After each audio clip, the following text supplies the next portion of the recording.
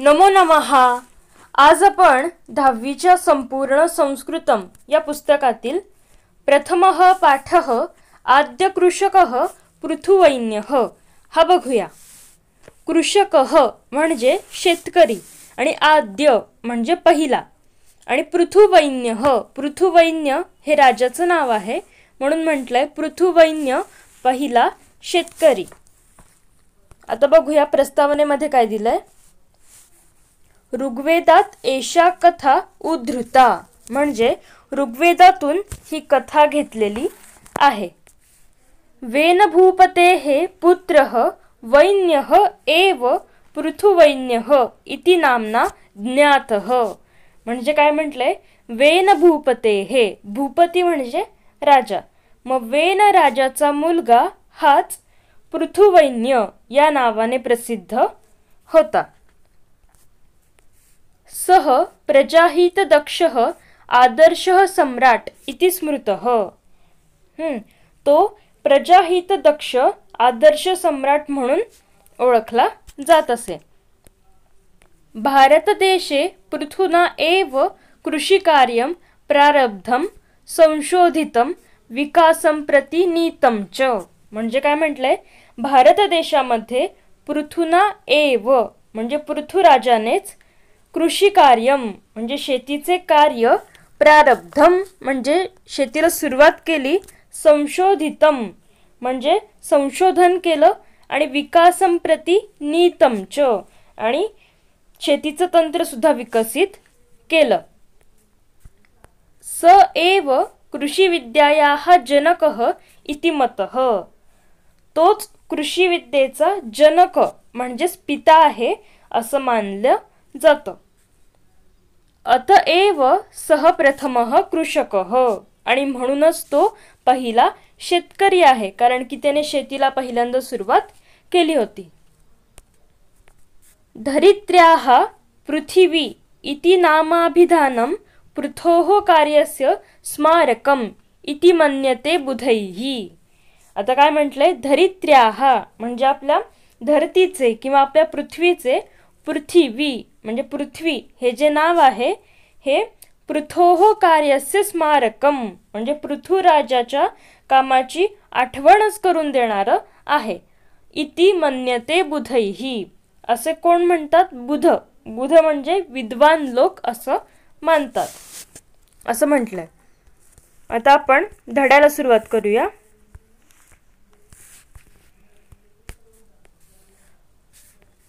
भूपालः पृथुवैन्यः नाम धरायां प्रथमः अभिषिक्तः सम्राट म्हणजे भूपालः पृथुवैन्यः म्हणजे राजा पृथुवैन्य हा धरायां प्रथमः म्हणजे पृथ्वीवरचा पहिला अभिषिक्तः सम्राट म्हणजे अभिषिक्त सम्राट होता। आता अभिषिक्त म्हणजे काय, तर ज्याचा राज्याभिषेक झालेला आहे असा तो पहिला सम्राट होता। पुढे म्हटलंय प्रयाग क्षेत्रे पृथुनृपस्य राजधानी आसीत म्हणजे प्रयाग या क्षेत्री पृथुराजाची राजधानी होती। राज्याभिषेक समये चारणाः पृथुनृपस्य स्तुतिं गातुम् उत्सुकाः। राज्याभिषेक समये म्हणजे राज्याभिषेकाच्या वेळी चारण म्हणजे स्तुतिपाठक म्हणजे राजाची जे स्तुती गातात ते लोक राज्याभिषेकाच्या वेळी राजाची स्तुती गाण्यासाठी उत्सुक होते। पुढे म्हटलंय तदा पृथुः आज्ञापयत तेव्हा पृथुराजाने आज्ञा दिली। तिष्ठन्तु चारणाः म्हणजे स्तुतिपाठकांनी थांबावे।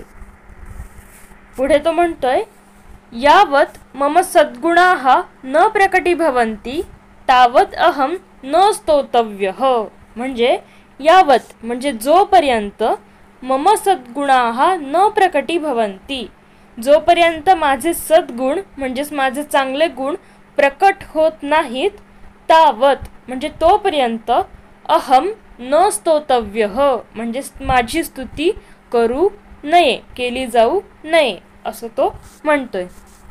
स्तवनं तु ईश्वरस्य एव भवेत, म्हणजे तो काय म्हणतोय, स्तवनम म्हणजे स्तुती कोणाची व्हायला हवी, तर स्तुती ईश्वराचीच व्हायला हवी. पुढे स्तुतिगायकाः पृथुनृपस्य एतादृशीं निस्पृहतां ज्ञात्वा प्रसन्नाः अभवन्, म्हणजे जे स्तुतिगायक होते, स्तुतिपाठक होते, ते लोक पृथुराजाची अशी निस्पृहता जाणून अगदी प्रसन्न झाले. एकदा पृथुराजः स्वराज्ये भ्रमणम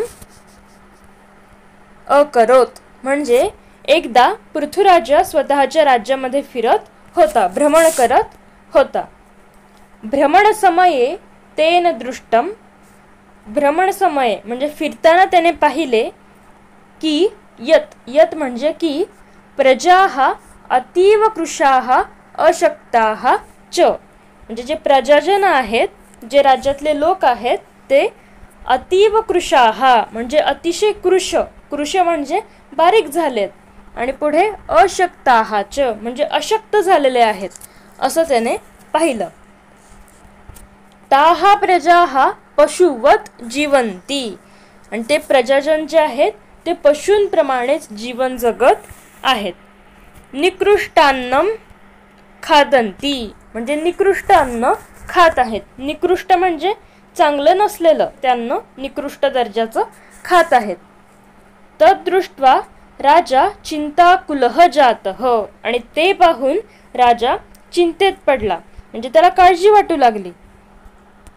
तदा पुरोहितः अवदत, तेव्हा पुरोहित राजाला म्हणाले, हे राजन, धनधान्यादि सर्वं वस्तुजातं वस्तुतः वसुंधरायाः उदरे एव वर्तते, म्हणजे ते पुरोहित काय सांगतात राजाला, हे राजन म्हणजे हे राजा, धनधान्यादि म्हणजे धनधान्य वगैरे, सर्वं वस्तुजातं म्हणजे धनधान्य यासारख्या सगळ्या वस्तू, वस्तुतः म्हणजे खरं तर, वसुंधरायाः म्हणजे वसुंधरेच्या, वसुंधरा म्हणजेच पृथ्वी, म्हणजेच पृथ्वीच्या, उदरे एव वर्तते म्हणजे पोटातच असतात. तत्प्राप्तुम प्रयतस्व, ते मिळवण्यासाठी तू प्रयत्न कर, असं ते पुरोहित राजाला सांगतायत. तदा पृथुभूपेन तदर्थम धनुः सज्जीकृतम, तदा म्हणजे तेव्हा, पृथुभूपेन म्हणजे पृथुराजाने काय केलं, तदर्थम म्हणजे त्यासाठी, कशासाठी, तर ते धनधान्य मिळवण्यासाठी म्हणून, धनुः सज्जीकृतम, कृतम म्हणजे आपले धनुष्य सज्ज केले.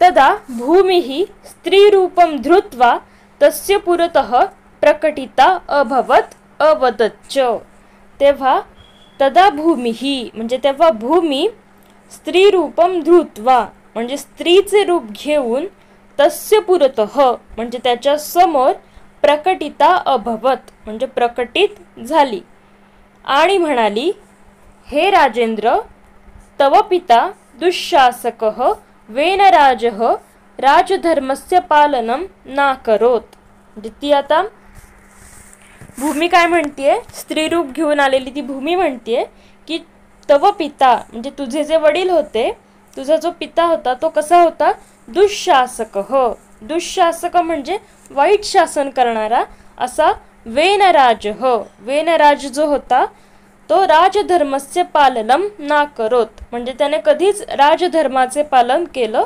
नाही. तदा मया चोरलुंठक भयात धनधान्य पुष्पफलानी मम उदरे निहितानी, तदा म्हणजे तेव्हा किंवा त्यामुळेच मी काय केलं, तर चोरलुंठक भयात म्हणजे चोर आणि लुटारू यांच्या भीतीमुळे मी धनधान्य, फळे फुले हे काय केलं, माझ्या पोटातच मी ठेवलं. पुढे ती म्हणते, त्वं तु प्रजाहित दक्षः नृपः, तू तर कसा आहेस, प्रजाहित दक्ष राजा आहेस.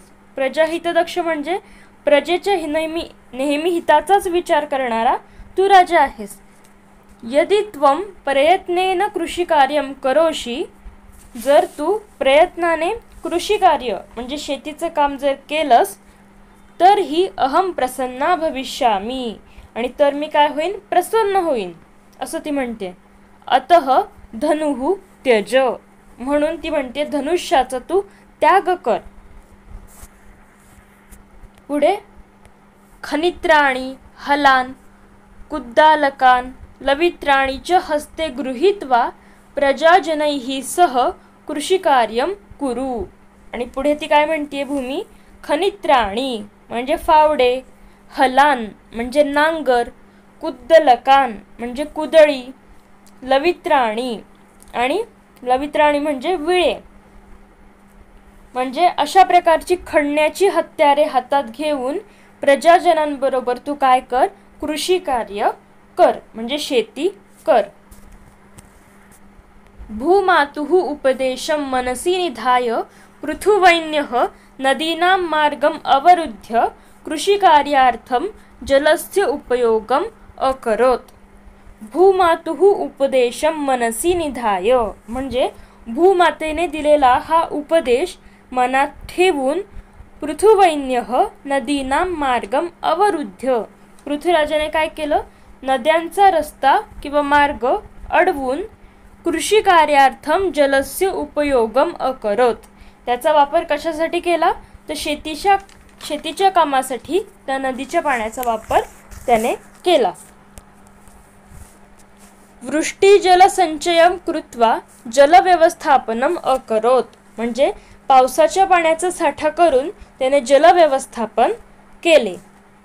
भूमीम उर्वरतां कर्तुम प्रायतत, आणि त्याने काय केलं, जमीन अत्यंत सुपीक करण्यासाठी त्याने प्रयत्न केले. तदनंतरम तस्मिन् क्षेत्रे जनाः धान्यबीजानि अवपन्, आणि त्यानंतर तस्मिन् क्षेत्रे म्हणजे त्या शेतामध्ये जनाः म्हणजे लोकांनी धान्य बीजानी म्हणजे धान्याचे बियाणे अवपन म्हणजे पेरले. स नैकेभ्यः वृक्षेभ्यः विविध प्रकारकाणां बीजानां संकलनं चयनं च परिश्रमेण अकरोत. म्हणजे त्यांनी अनेक वृक्षांपासून वेगवेगळ्या प्रकारच्या बियांचे संकलन केले, म्हणजे त्या जमवल्या आणि परिश्रमाने त्यांचे चयन म्हणजे त्या निवडल्या सुद्धा, म्हणजे वेगळ्या केल्या, निवडल्या. अनंतरम बीजानां संस्करणं कृत्वा वपनम अकरोत, आणि त्यानंतर त्या बियांमध्ये योग्य ते चांगले संस्कार किंवा बदल करून प्रक्रिया करून त्यांची पेरणी केली. पर्जन्यानंतरम बीजेभ्यः अंकुराः उद्भूताः, आणि पावसानंतर त्या बीजांना किंवा त्या बियांना अंकुर फुटले. धान्यलाभेन सर्वे प्रजाजनाः संतुष्टाः च अभवन्, आणि धान्य मिळाल्यामुळे सगळे प्रजाजन संतुष्ट झाले, समाधानी झाले किंवा आनंदी झाले. एषः कल्याणकारी नृपः पृथिव्यां प्रशासने अग्रणीः जनसेवाव्रती च अभवत्, म्हणजे असा हा कल्याणकारी राजा पृथ्वीवर राज्य करण्यात अग्रणी आणि जनसेवाव्रती झाला. म्हणजे अशा प्रकारे हा आपल्याला धडा होता पृथुवैन्य या राजाचा, ज्याने सगळ्यात पहिल्यांदा शेतीला सुरुवात केली, म्हणून याला काय म्हणतात, आद्य कृषकः म्हणजे पहिला शेतकरी पृथुराजा, पृथुवैन्य राजा.